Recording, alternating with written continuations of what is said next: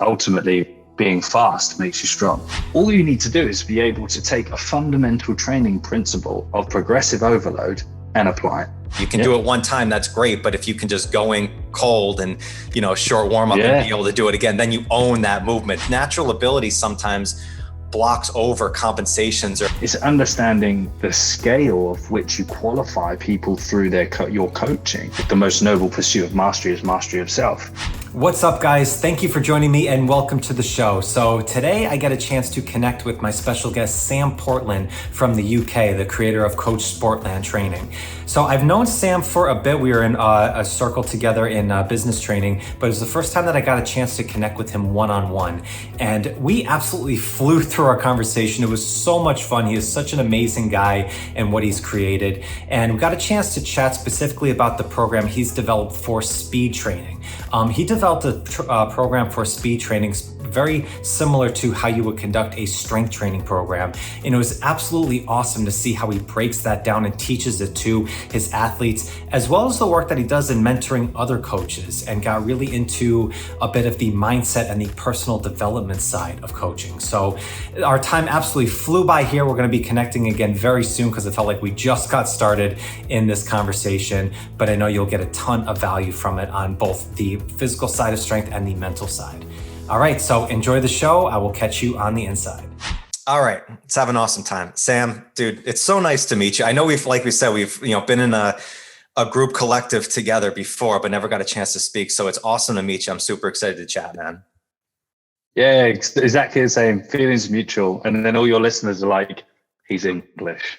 Exactly. I love having the English on. I got a chance to speak with Dax like a couple weeks ago, and it was just absolutely a blast to do. So again, a fellow Englishman, I really appreciate you coming on. So Sam, the work that you've done with Sportland and speed coaching is an absolute blast to look through. I love talking speed, like I was just talking about before. I think it's such an interesting topic in athletics that is still, I don't think, talked about as much. We really focus on strength a lot. So I'm excited to get into that. But the stuff that you've done with mindset work, with Sports Talk podcasts, of just really, jamming out and just giving insights, you're delivering so much content. So I really appreciate all the work that you're doing. I'm really excited to jump in and just have a good conversation. Thanks, man. And you're right, you make some really good points. One of my big sort of mission statements, as it were, is to make speed a low-hanging fruit.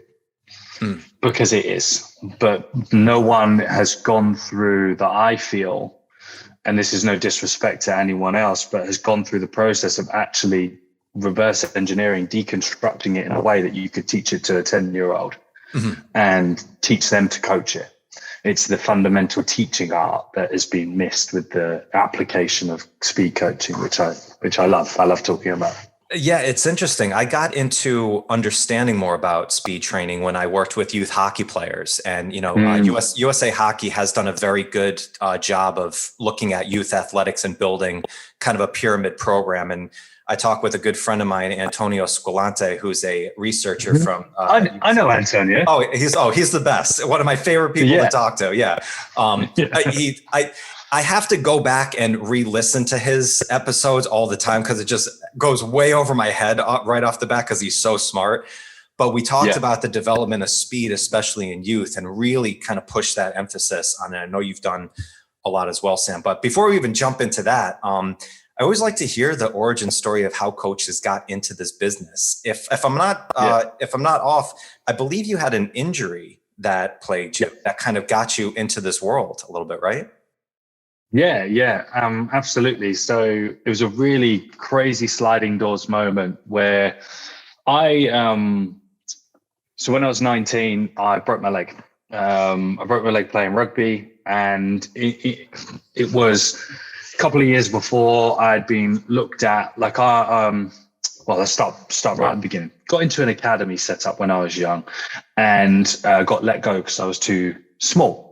And this when I was like 13 or 14. And I was like, right, okay. By the time I was 17, I was 6'4", and at that point only weighing about 70 kilos. So it's like, 140 pounds, something like that. So quite tall and gangly. So like I got that. And then I went and got invited to a trial game at a club, and actually came away from it. I ended up playing against a Premiership second team, And I wasn't confident enough in myself to say, right, I'm going back. I needed to go and play more rugby and put some more weight on.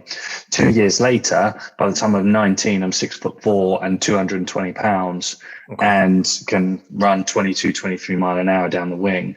And so came back to that one club. But in the meantime, I'd scored, 22 tries in like 11 games for the club I was playing at, and just dominating. And the day that I changed over teams, the academy coach came to the wrong club to look at me the day I broke my leg in the other ground. Fast forward a couple of years later, when I first got my internship, that guy came to look at me, hired me as a coach. Oh, wow.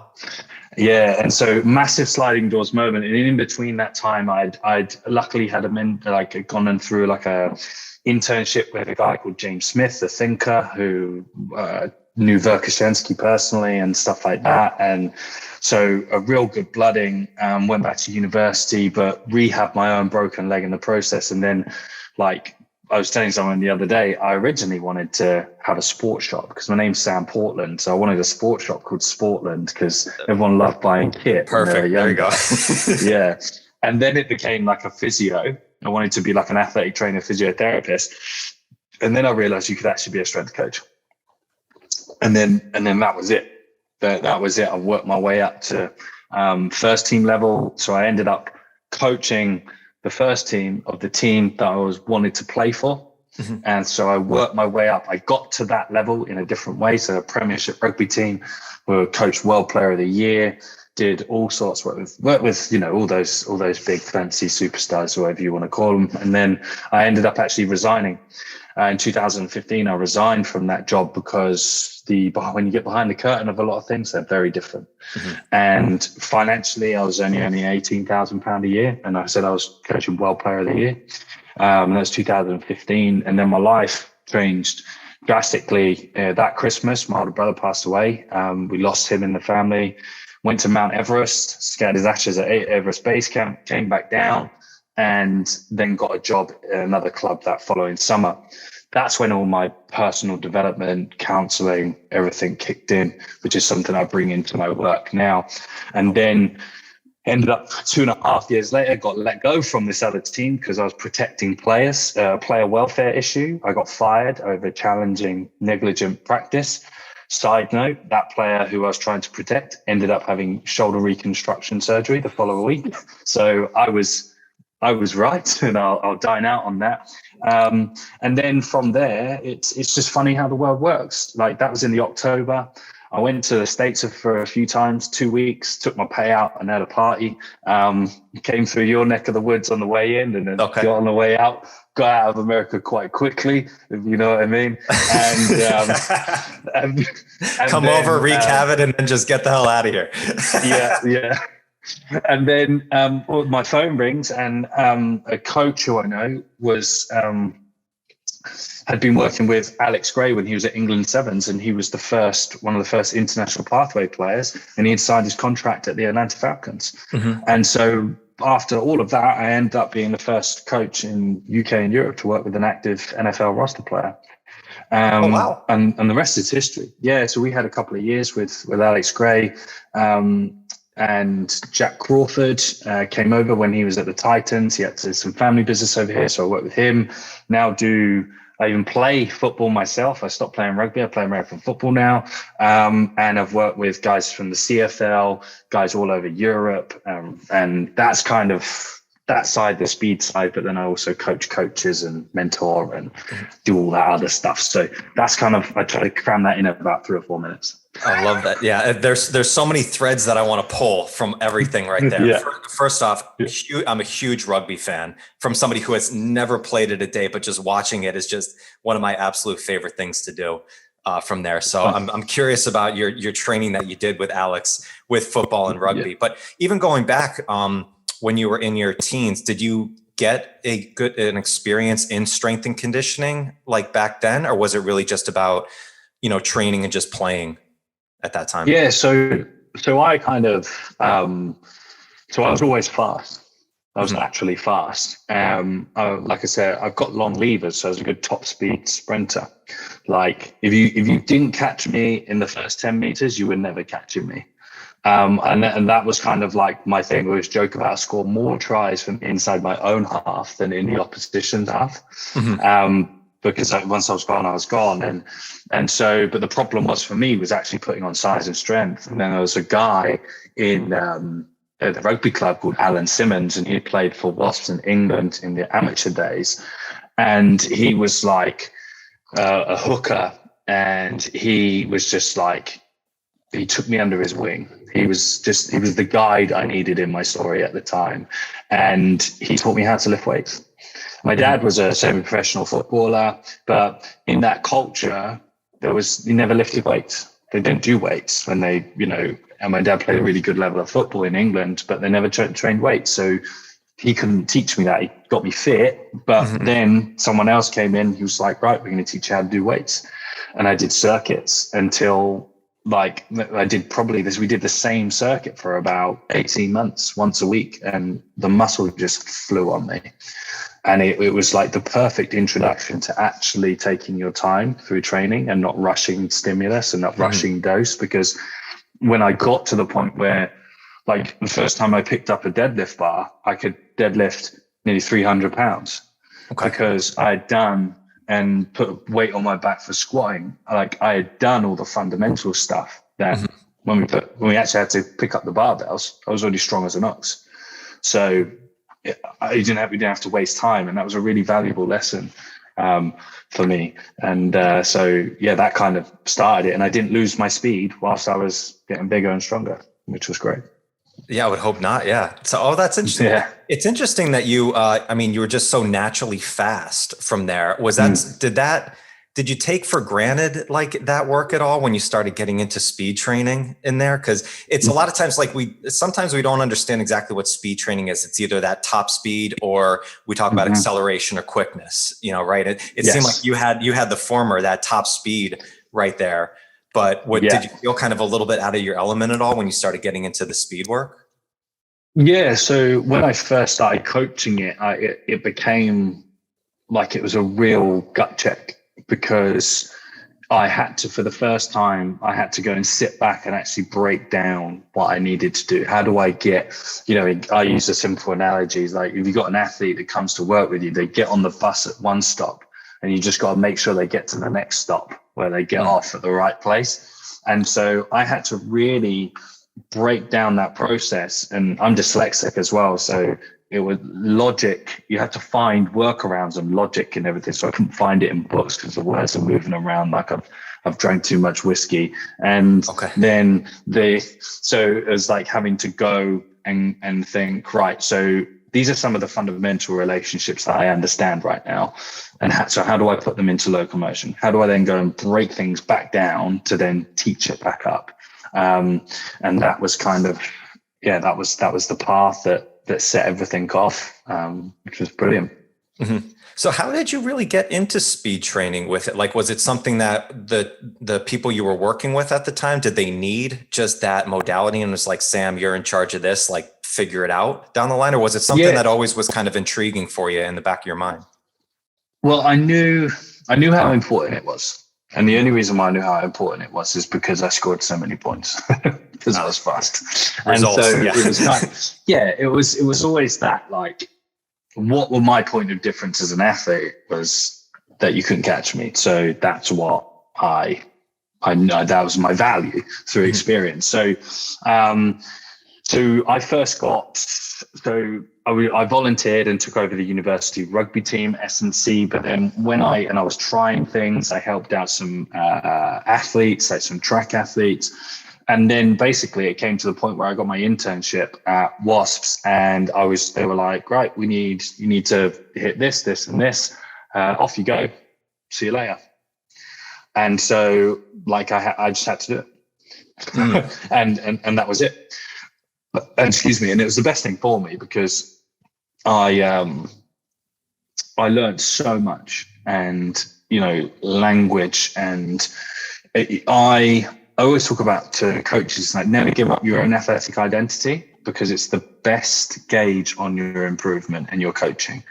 Because if you're like, I kind of, for example, right now I'm 34, having played high level semi-professional rugby for 14 years and starting a new sport, and I have to reinvent that short quickness in my body. So it's the evolution of my short speed program has drastically changed in the last 18 months, purely because I'm going through it. Yeah. And it's been, I got to the point where, Alex off 2 point, he ran 2.20 yards indoors. His fastest split was like 2.3 seconds over 20 yards from a 2 point. And it was like, and the 10 yard split was 1.34, which was insane. Like, I watched it. So I knew I could get someone like that who's 6'6", 115 kilos. So big guy. But in terms of like what I've had to do in terms of reorientating it is, I know I could do that and get someone there, but I've created a deeper level of understanding of the appreciation of it by doing it myself and going back through it myself. And I feel a lot of coaches suffer because of that, because they give up their athletic identity to try and help others. It's like, it's the wrong thing to do, because all you're doing is based off theory.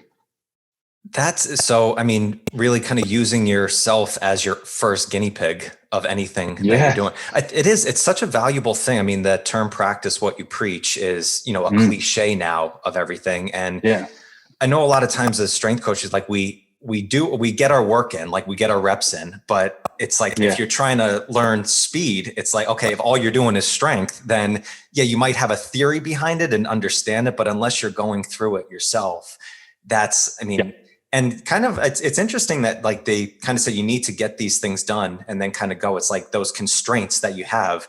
A lot of times that's when that creative process really starts to, turn up. I was talking to Dan John the other day, and we had a conversation about minimalism and like, what is it? And he said like, well, and he gave the term, he's like, if I only allowed you to work on your main goal 15 minutes a day, 3 days a week, what would you do? I was like, okay, I'm focusing very handily on that 15 because you put those constraints in. And it sounded like you kind of had a similar, path of learning this way of like, okay, like this is what I need to do. And this is my only focus. Yeah. I'm going to go get it, make it happen. And it's a wonderful pursuit to be able to do. And I think it takes courage to go through and actually go, do you know what? That's all I'm going to do, because someone can, and this is the one of the things that I find with the industry is that you said it's very weight room bias. Why? Because we can see numbers going up on a bar, but then the same people that will say that to you will also say being strong will make you fast until being strong makes you slow, because ultimately being fast makes you strong. And so there's a conflicting argument in there, because you can sit a guy in front of the clock and train him once and then come back the following week and he'll get better, because the rate of adaptation in strength training is so fast. Right. It's when you are creating qualification within your system and you're qualifying your athletes up through it. It's actually to say, right, well, I've got a guy who can run 165 over 10 meters, for example. That's not changed in a year. But what has changed in a year is the amount of times he can do it.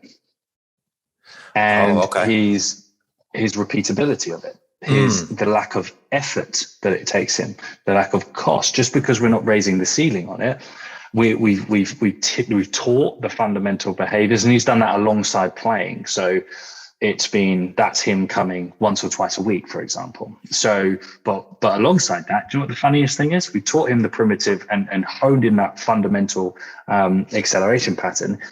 He can run a lateral sideways acceleration. So accelerating just with your chest facing forward, 1.67 seconds. So you can nearly run sideways as fast as you can run in a straight line. That's transferring over to the field.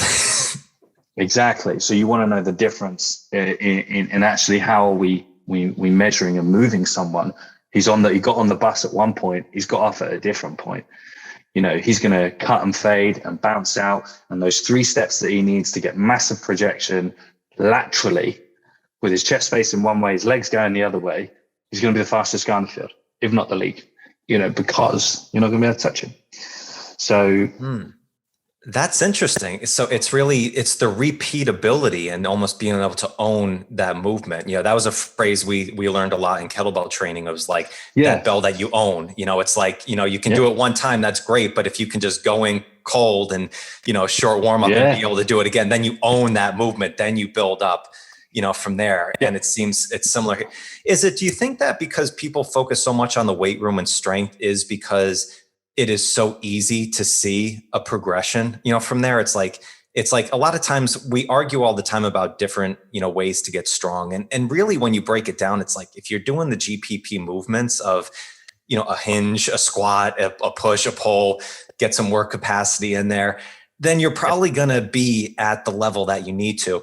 But speed training, it seems like we know like the 40-yard dash and maybe like the cone drill on there, but the repeatability, is it because we don't understand it as much, you think, as strength coaches? Yeah. And I say this in like the most complimentary way. It's not being dumbed down enough. And, like you say, think of like the origin of and the story behind what speed is. It's like, first of all, it's the untrainable thing. You either have it or you don't. Yes. Well, in my mind, I always joke, well, Rocky did catch that chicken eventually. So he must have got faster. Right. So when good camera work, but one of the greatest analogies ever right there. That is perfect. Yeah. Okay. And so first of all, it's been glorified. You can't get it. You can't touch it. You're either born with it or you're not. Then all of a sudden it's like, well, actually you can, but you need to have a PhD to be able to do it. Because you need to have access to a higher level of acumen to understand it. So then it becomes, right, now there's lots of, you need this software to do it. You need this, you need all these different tools. When actually all you need to do is be able to take a fundamental training principle of progressive overload and apply it. That's it. But you need to apply it in varying different circumstances, in varying different ways. And it goes like, if I was to break stuff down, like I use a really simple framework, and it's my number one framework that I use for speed, which is learn, load, and execute. All right. You have to learn the movement to then create load, either physically or cognitively, to then put it under pressure and apply it. Simple. So, and then that just becomes an evolutionary cyclic movement. And if you take 4 simple, like I have a whole, it's all in the certification, we have that whole framework for it and whole system. This is what I've done with the certification. It's like, here's 11 modules and everything you need to do. There you go. Okay. Don't ask me another question until you've applied it, because it works. And so then if you're creating learning, well, how are you creating learning? What do you need to do with that level of learning? Well, we need general motor programming. We need general motor patterns. Then we need more specific motor patterns. And then we need contextual motor patterns. So it's like, can I run in a straight line? Can I run with movement? Can I run away from someone? Simple. Then you load it. It's like, well, have I got weakness in my front side position? Is that a muscle activation issue? Is it a skill? Is it a recruitment issue? Is it a skill issue? Is it a strength issue? Or can I not get separation in my limbs? Can I not get fast off the line? Well, then we just need to put some juice in the trunk. And usually most people just need a bigger bum. And so then we just load it. Right. And then all of a sudden it's like, this is where I created this game called Speed Gate Golf, which is a psychological conditioning tool which teaches people to run fast by running slow. So it plays into that whole system. So I'll explain it in a second. Yeah, please. Then you get the execution, so you get contextual. So it's like, right, you just showed me how you can drive out of 4 or 5 steps. All right, cool. Now put that into a 10-meter run and tell me what time you're going to run. If you can't tell me you're going to run a 2 or a 1.6 or a 1.7, then you're useless. You don't know your own abilities. You don't know your speed. you can't own your kettlebell, right? So when and those constraints in the environment, when I was there was a brief spell between my first club and my second club where I worked in a track and field group. And I've always been fascinated with track and field, and they time everything. Yes. If you want to know how fast someone is, time them. Simple. So stick a GPS on their back and run them. But what happens when you do that? Most team sport athletes either giggle like schoolgirls, or they absolutely are terrified, because especially in the sports environment, our anchored states to numbers is really important. It's either good or bad, or win or loss. It's like the scoreboard defines everything. And so all of a sudden, people think they're going to be judged based on the time that they've run. I was like, well, that can't be the way in which we're going to impart learning into this environment. How are we going to teach? We need to create some form of progressive overload somewhere. So I came up with this idea of stress inoculation and systematic desensitization. So I thought, what people have is technically a phobia to speed gates. Because in sport, you'll get the speed gates out at the beginning of the season, or the preseason, and then they won't come out until the end of the season. And someone will tear a hamstring because their arousal's too high. So I was like, well, why don't we just rid that phobia? Just get rid of it. So I created this systematic process which desensitizes them and reorientates them towards their relationship with speed gates. And the first level of it is, can you run 10 seconds in 2 meters? 2 meters in 10 seconds. And it's really slow. It works out about 75% of their speed. But if you apply the basic rules of progressive overload and general adaptation, you will probably do between 60 and 70%, 3 sets of 10 reps to get stronger in your early prep phases of training. So with 7 steps being about 10 meters, we are then looking at a similar load, which the body already understands as a submaximal progressive means of overload. Right. We just applied it, because every step is a rep. 6 to 8 weeks later, when I was doing this, because I had to convince my boss at the time that we needed, he was like, what numbers are you going to track this year? I was like, speed. He was like, anything else? I was like, no. What's the point? Because it all fits underneath it. And you could see that we got along, right? And so so then 6 to 8 weeks later, I had one guy noticeably in particular, he was 32 at the time, ran from 1.56 seconds over 10 meters. It was the fastest speed over 10 he'd ever run in his life. And he replicated that in his top speed he'd ever run in his life. And he'd played international rugby previously. So that he was on his way down and produced the fastest speeds he's ever done in his life. And straight away, I was like, we are not tapping into the window of adaptation that we need to early enough. And the reason being is, as I go right back to the point, is that coach education has not dumbed it down enough to teach coaches that they already know what to do. They're just looking at it through the wrong lens. Wow. So essentially, what you've done is developed a speed training with the same really modalities that we do in a strength training program. Like, you don't just always go in and lift your 90% or your 100%. It's like you go in and you do your 50 to 70% and work on your form and technique. And as I'm going through it, as I'm hearing you speak, it's like a lot of times in speed training, we either think we're going for a light jog or we're going max speed. It's like there's nothing in the middle in here. When in reality, it's like understanding what your 60% is and your 70% is, and really getting that proprioception, that awareness, kind of like your RPE for speed training. It only makes sense that if you understand that, then you're going to naturally progress and build this. Yeah, it's like, I can see it in your face. You're like, holy shit. And so we, for example, even like we use the conjugate method using speed gates. So we use conjugate effort training, which is like where we rotate stimulus. So we don't, because it all comes back to the law of accommodation. So being the law of accommodation is that you don't want, the reason why conjugate method becomes so popular and so useful is because if you don't give your body enough time and enough exposure to a certain stimulus to adapt, it won't lose its potency for adaptation. So you just want to touch it and come away from it. So I run a very simple rotation of linear sprinting. We do 5, 10, 20, 30. Simple. And we rotate those, because the thing is, we don't really spend, for team sports, we don't really spend too much time over 30 meters. We occasionally will when we're assessing where max velocity is. Right. But the reason being, in our short acceleration cycle, we go up to 30 meters because team sports, that's probably where you're going to get. And if you're going to tear a hamstring, you're going to do it by 30. You're not going to do it at 40. You'll tear it on the way up the ladder, not on the way down. And so it's like, if you watch someone when they tear their hamstring, they don't do it at top speed. They either do it before or after, where they're trying to hold their speed, or where they're trying to get to their speed. So we teach around that as well. I'm bouncing all over the place, but we use that conjugate method to understand that we don't want to ever accumulate stress to a certain level.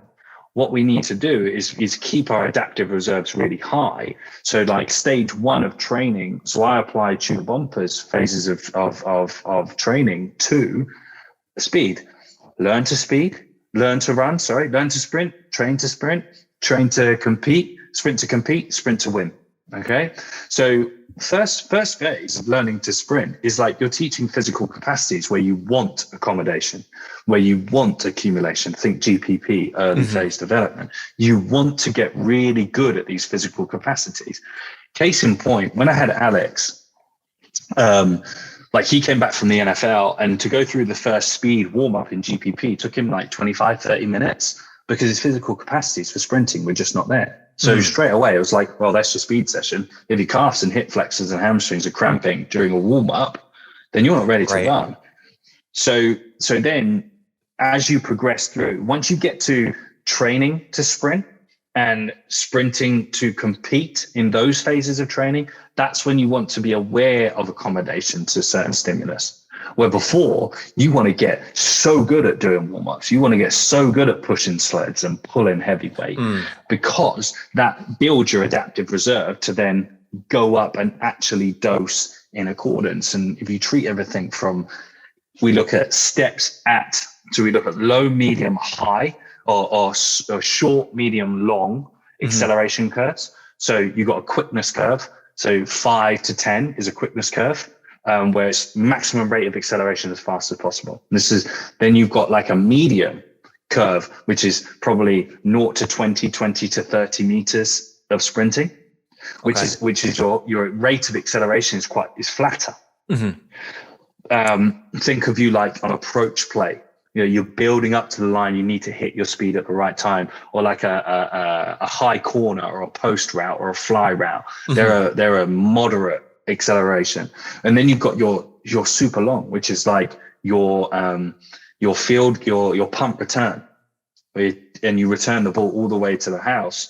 Like that's a long acceleration, because at some point you're going to hit top speed, but your rate of acceleration is much lower, because that you know that you have to get there. So what you're dealing with and is differing between all those situations. So we just coach it.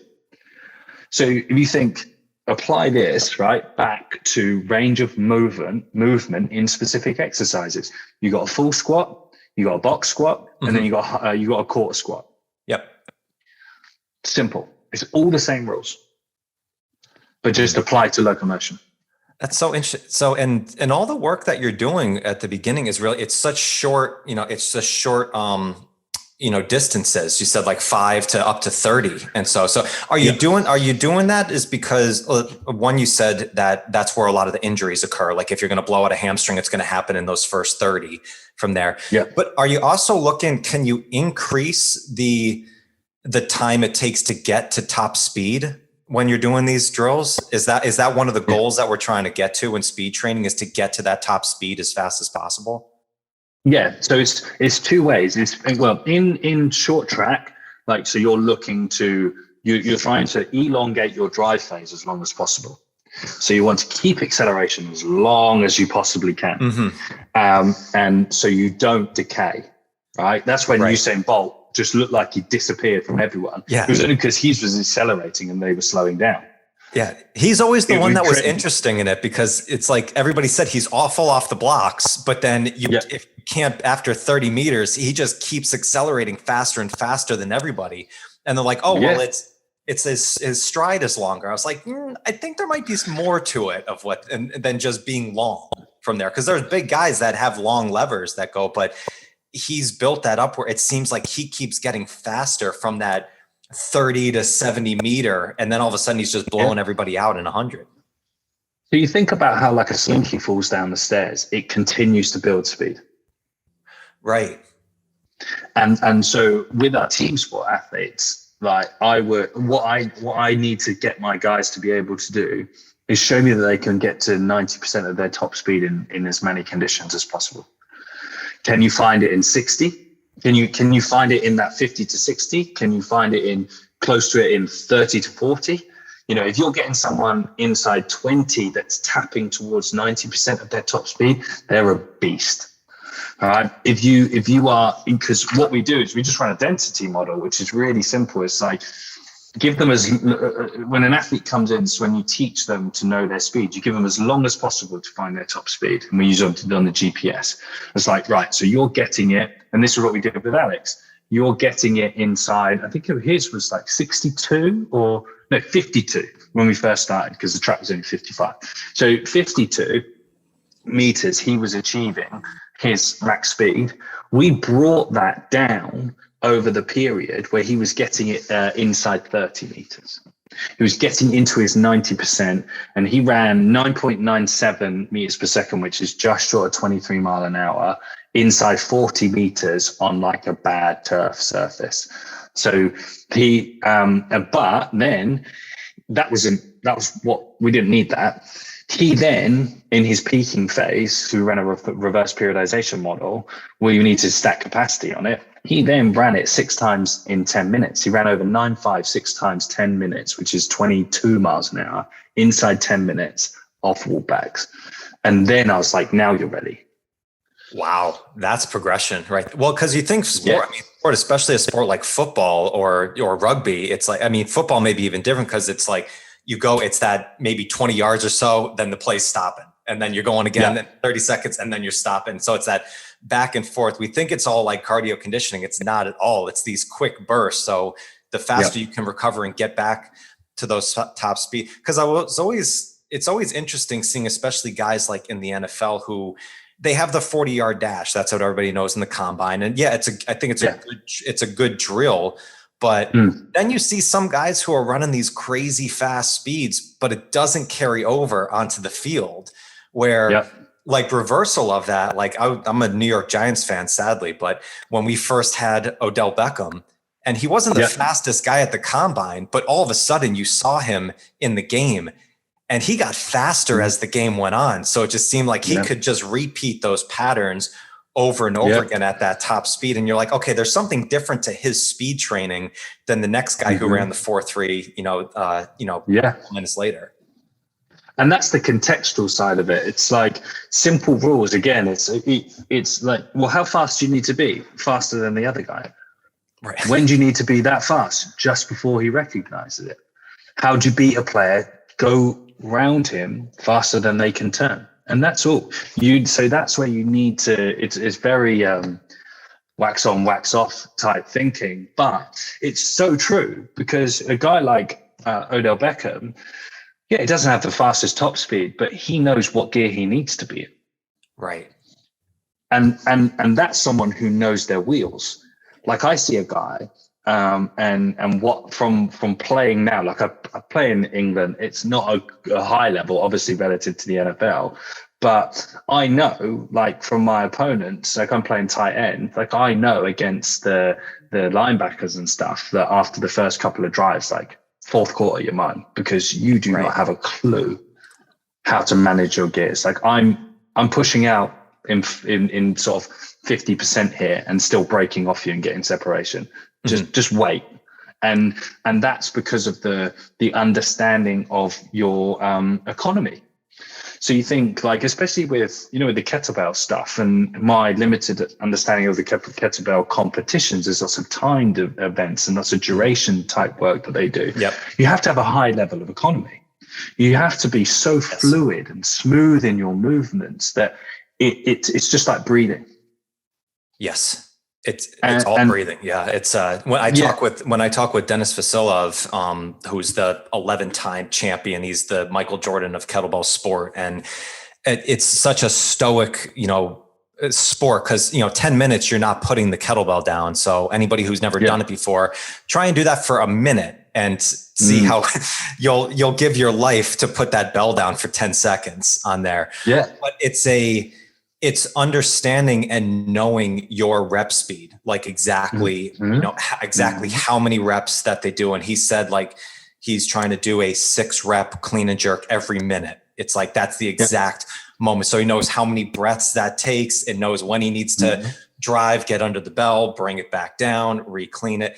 And it's just, it's that awareness of it. And it's so fascinating to me in this conversation, because we've talked about it so much in strength. Like, if you deadlift 300 pounds, 150 is your 50%, on that. Like, it's very easy. But in speed, which is so important for athletics, and even just knowing how to sprint in life, of knowing, okay, like, what is your 50%? What's your 60%? And that's why the program that you developed here, like, it's such a similar model. It makes so much sense, but it's just not talked about as enough. Like, we need to dumb it down more and just get these things down.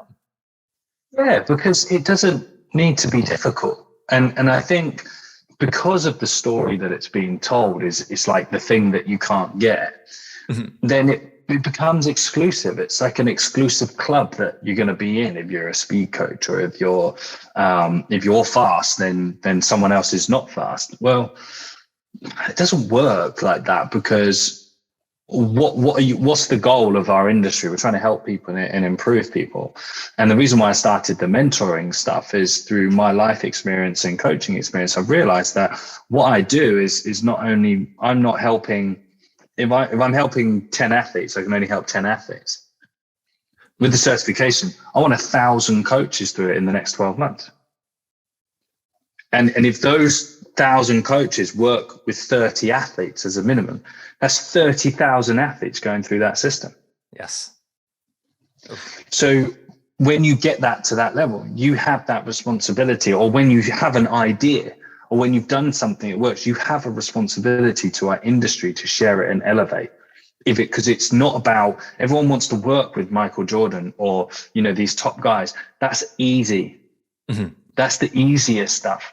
I remember, like, even with Alex, he's one of the most talented. Like, he hung in the NFL for 3 years, for Christ's sake. Like, that's no mean feat. However, he was still a really novice level sprinter when he came to me. So it's about recognizing, like, that qualification. The same way you wouldn't put someone under a 1RM back squat if they couldn't do a goblet squat.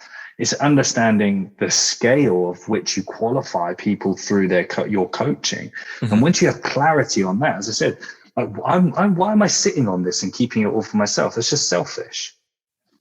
Right. Like, give it away, like, produce stuff, help people, teach people, educate people, because what we're going to do, create a ripple. Like, in 10 years time, I don't want people complaining that they can't get past. I want people complaining that they can't find a copy of my certification. Right. Well, and it's like, it's funny when you talk about that, like working with Alex and professional athletes. And I think a lot of times, especially as young coaches, we put them on a pedestal, like these are the ones that we want to work with, when in reality, it seems like he might have just had a lot of genetic ability to be able to hang in the NFL.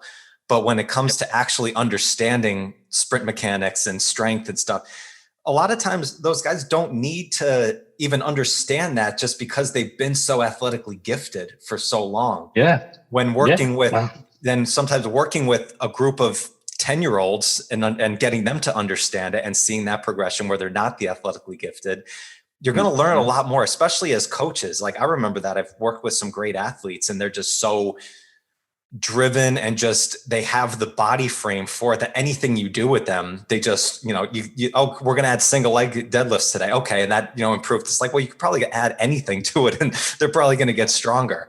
But now, okay, bring that over to the 10-year-old, or bring that to the 60-year-old and apply that same mechanics, see if that works, or apply it to yourself.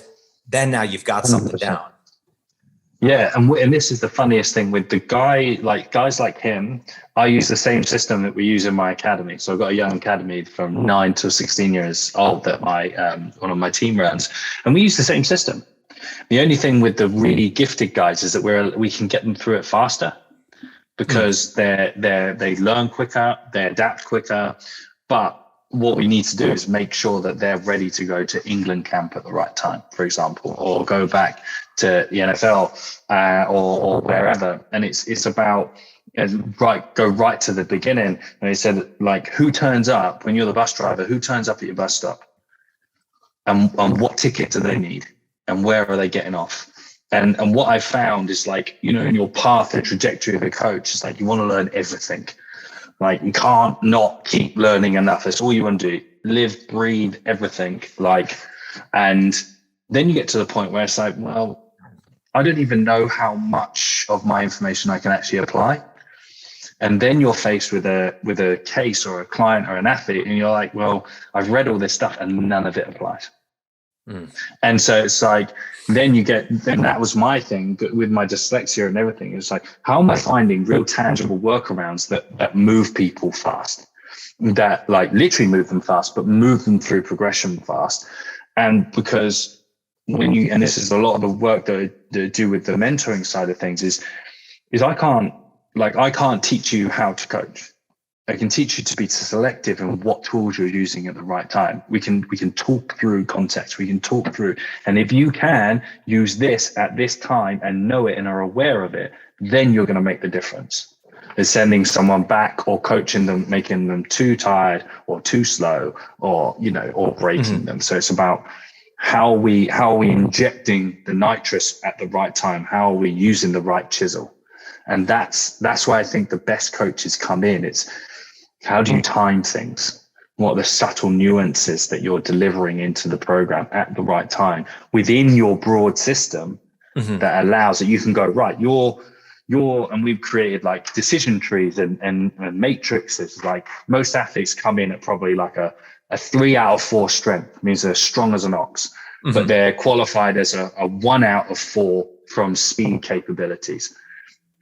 AKA they can run fast, but they don't know how to run fast, and they don't have repeatability of running fast. So they're really strong, but they're useless when it actually comes to using it. So then how are you intersecting in this matrix? And then all we do is like, well, if they're 4 here, this is what they're doing. If they're 1 here, this is what they need to do. Off you go. That's your decision. That's your flow. Oh, I love that. It's such a simple way. Well, like you said, like with the learn, load, and execute model, it just seems like, especially a lot of, if you're fast, it's like all you know is execute. It's like they say run from here to there, and they know how to do that. They might be really fast, and naturally as coaches be like, oh, cool, like they're fast, we don't need to worry about that. But it's like, no, like, do they understand why they're fast, like, and how they can do? Because natural ability sometimes blocks over compensations or things that we actually need to learn. It's like, where I think that happens a lot of times in youth athletics. I saw that when I worked with youth conditioning, like, oh, he's super fast, like we don't need to worry about that. He just needs to get strong. It's like, yes, he needs to get strong, understand what you need to do in the weight room. However, you can still learn the proper mechanics with it. And that's why speed is it's an important thing I think to learn at an early age, right? That seems like it should be one of the first things, if you have a young athlete to come in, of learn what speed mechanics are. And then by the time you get that, then it seems like strength just comes a lot more naturally, and that could be a lot easier to learn down the line. And like, an analogy came into my head, like another Rocky analogy. See Rocky 2? He has to switch from southpaw to orthodox until he could be a southpaw, and he knocked out Apollo. Yes. So it's about using your tool when you can and when you need to, and being able to develop that. And with the youth athletes, 100%, I completely agree. If you go back to Jean Piaget, cognitive stages of development, gross motor skills are developed from 0 to 2. So by 2 years old, everything that as an S&C coach prides himself on how strong their athlete is already developed, really, that skill by 2. So when you've got an 18, 19-year-old that can squat, whatever, it's like, it doesn't matter. It's only a matter of time.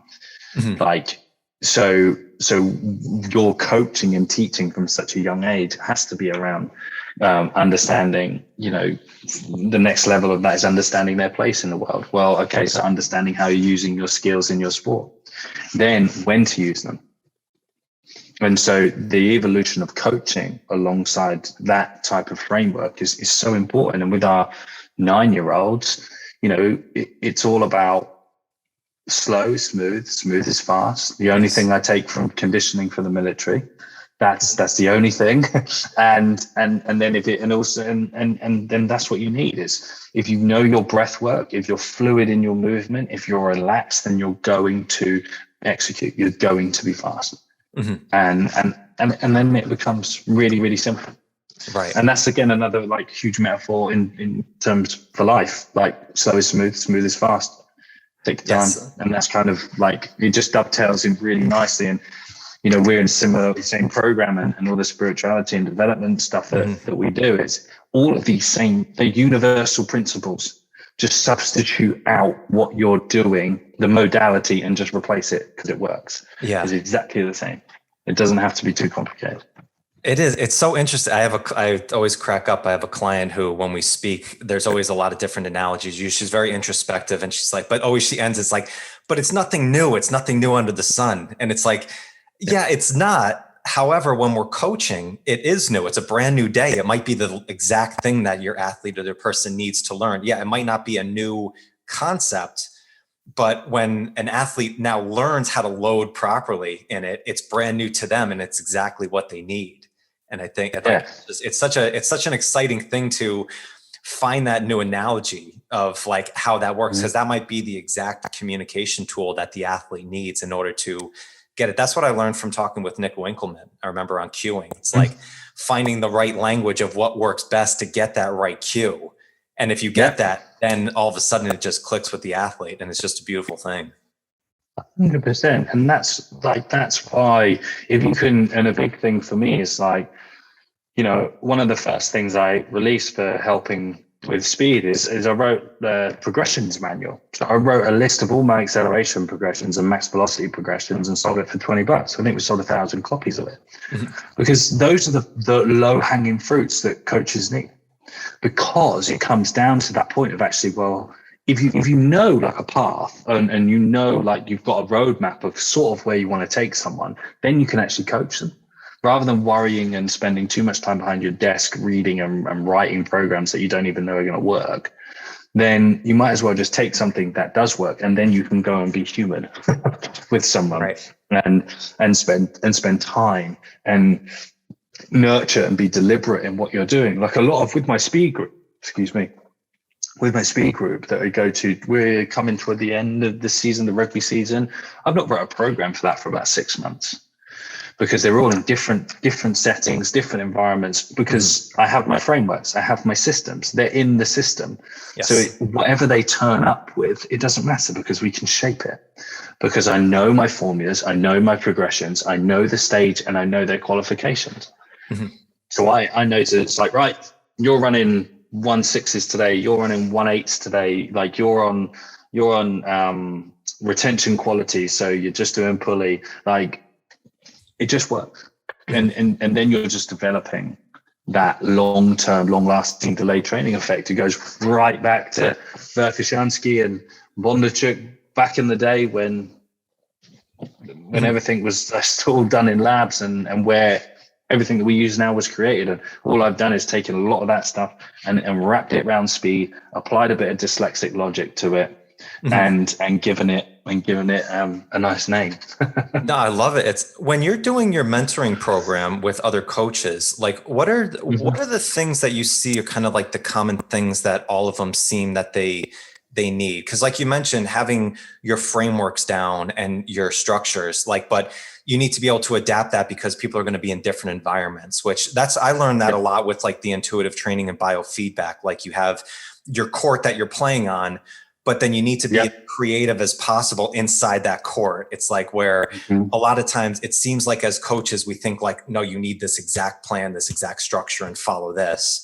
Is that one of the biggest traits, or what do you see as the things that they come to you have the most struggle with right off the bat? So it's really funny. We joke, like I joke with them anyway. They don't find it funny at the beginning, but they do in the end. Is that I sell them on applied training, but teach them personal development. I teach them how to take care of themselves, and they're like, "That's not me."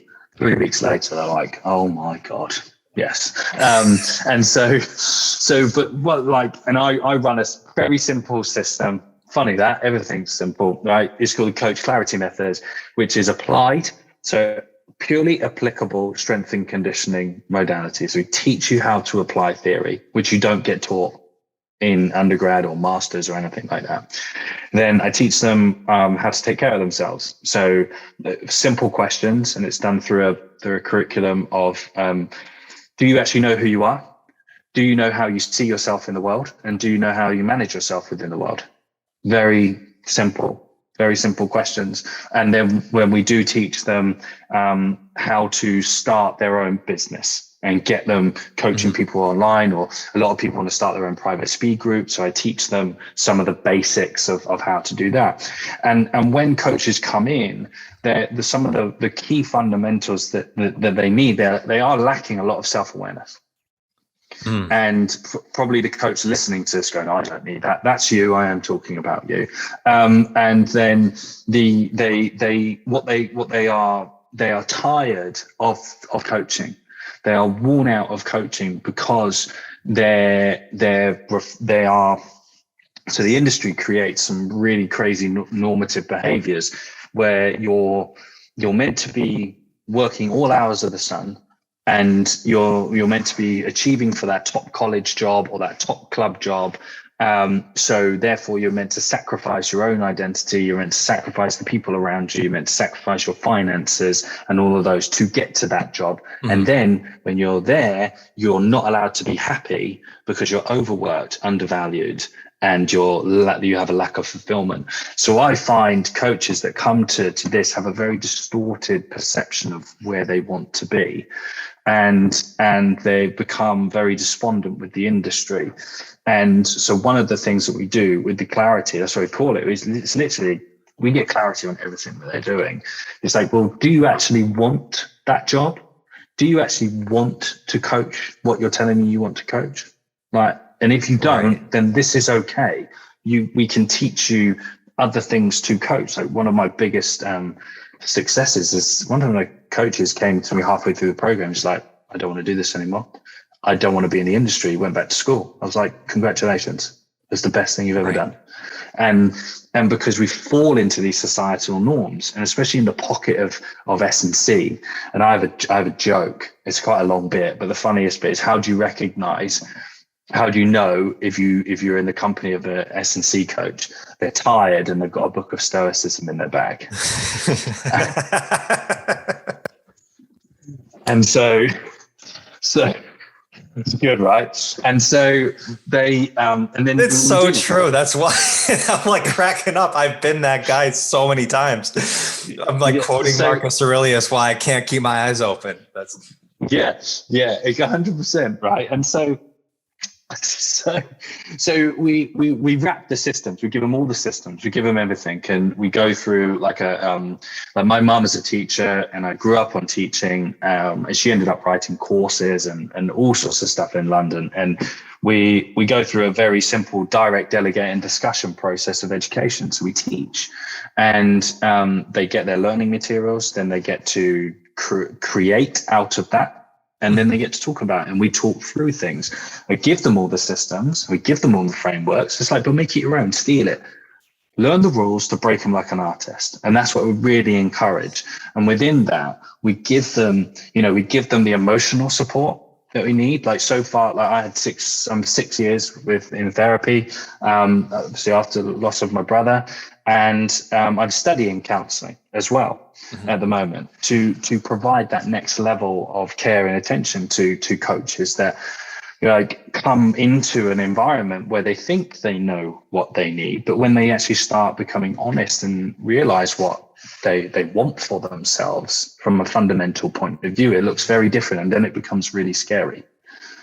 And so through that process, we nurture and take care of the coaches, and from that point of view, and give them options, which is kind of something that I feel, we're in a program that's very like that. Very much so. But in terms of the actual strength and conditioning industry, every point of further education is, I'm on a whiteboard, this is what I did.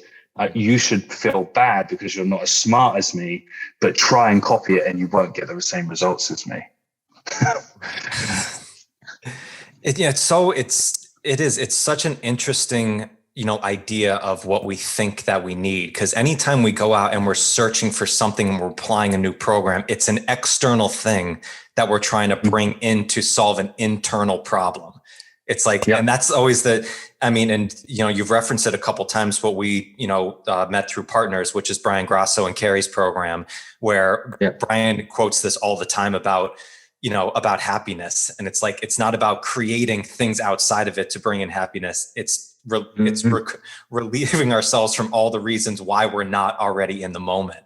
And it's so big, especially in coaching, because most coaches, we don't get into this business because we want to be a billionaire. It's not that type of business. We want to help people, but it's the way that we do that is we just think that we need more and more knowledge. We need more and more books about it, but then we don't live the life. We practice what we preach in a way of, we do the reps, we keep our bodies, healthy, but actually going in and doing maybe the shadow work or the therapeutic side of it.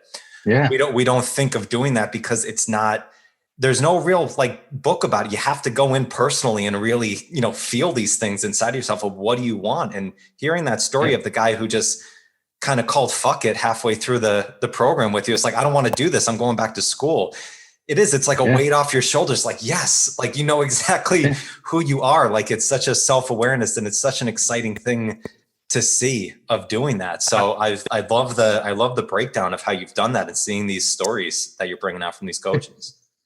Thank you. It's that level of empowerment that you can create in an individual. And it reminds me, I was working for and because the funniest thing is that we do believe that we're in control of all the decisions and things that we make. And we know preconditioned behaviors and all of those things.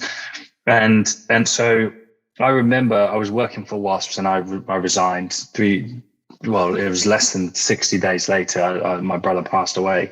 Then I went to Mount Everest. And so I was higher than Everest Base Camp, higher than planes fly. And I was still on the ground. Then I came back and worked for a club that was in the league below.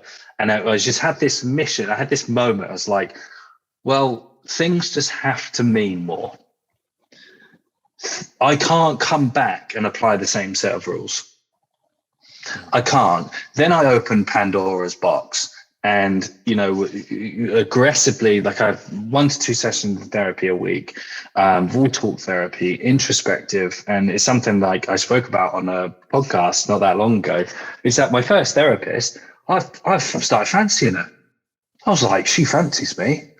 And it was this fundamental thing because she was 70 and I was like, this can't be right. And it was because I was in a place where I'd been supported and nurtured and listened to, and by someone who had never met me before. And I was actually in a financial contract with them not to care about me, not to have decisions that needed to be made for my welfare unless I became critical, obviously. But I was in a position where I had someone who I was paying to just listen and look out for me. But not directly do it. And that's the big thing that I found with this program, is that coaches come into my program and I become their friend. I do become their friend, but I'm not their friend until they graduate the program. While they're in the program, I'm looking after them. And to be in that place of support and nurture, and as that relationship grows, it becomes so powerful because you go on a journey together. And that's why I've never stopped doing what I'm doing, because I'm learning more and more and more about myself. And when you, the most noble pursuit of mastery is mastery of self. And I wouldn't be able to actually I wouldn't have created this certification to the level that I have if I hadn't done my therapy. Because I've learned and acquire new levels of thinking, new levels of experiential learning, understanding complicated relationships with my own mind and body that allow me to break down and reassess those within movement. Right.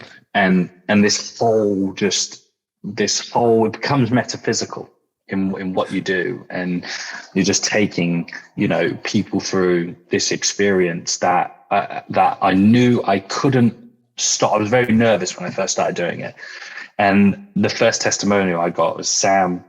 I wanted Sam to teach me how to train speed, and in 12 weeks Sam changed my life, and that was the first. We're 40 plus coaches all over the world going through this program in the last 2 years. And it's something that, I'm talking to someone who's in the same realm and knows this stuff with me. And it's just such powerful of what you can create and give people back their identity.